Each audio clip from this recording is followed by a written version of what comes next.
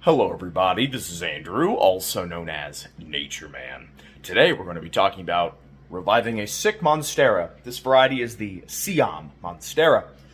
Does not have the fenestrations that are very associated with like the Monstera deliciosa. But this is becoming increasingly popular in the houseplant community. You can see there's some yellowing leaves, browning, but besides the unhealthy appearance, it's actually very healthy, though, because all the stems are green and it's trying to flush new growth. So it doesn't show any signs that it's dying. In fact, health-wise of the plant, it's completely healthy. It's just damaged.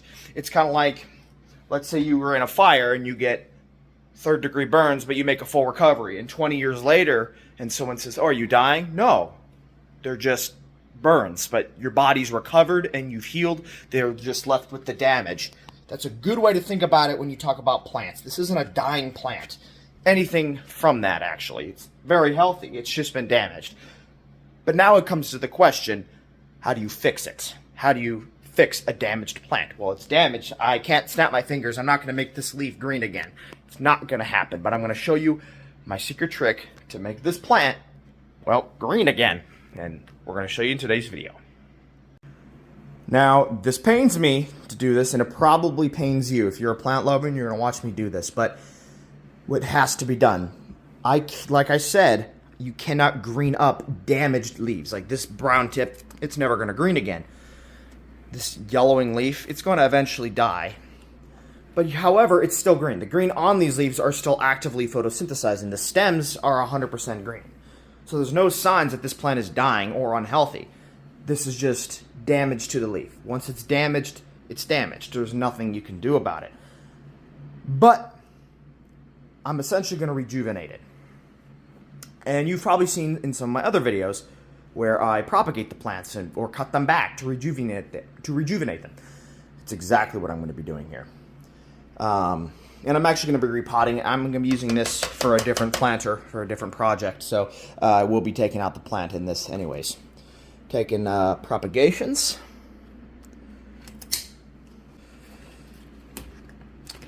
There we go. And do you see that right there? Right there. It's a root node. I'm going to propagate this. I'm going to make a genetic clone. And I can make multiple propagations, but because it's a vine, and you can see there's another node right there.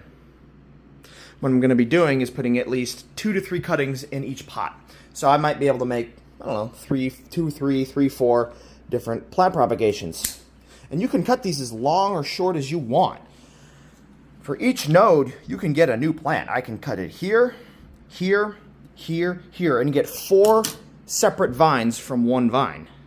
Pretty cool. Or I can just do this as one long vine or make it 2 vines. You know, it's up to you what you want to do. Just the more that you cut, the more propagating you have to deal with. And you don't always get a 100% success rate. So it's always best to go with your best judgment. Cut the least amount and see where that takes you. Or if you feel like confident you can cut more and just get smaller pieces, smaller nodes to propagate, that's up to you. And it's up to your own preference level. Look, see where I've cut it there? It's already sending out a new shoot. And there's a root just below it. So I can literally cut just behind that root here. Boop. So pot this up, it's a genetic clone. And you can essentially do the same thing with these. You know, you have, here, there's at least 1, 2, 3, 4 different root nodes on this single vine. Essentially, I can make 4 different plants with this.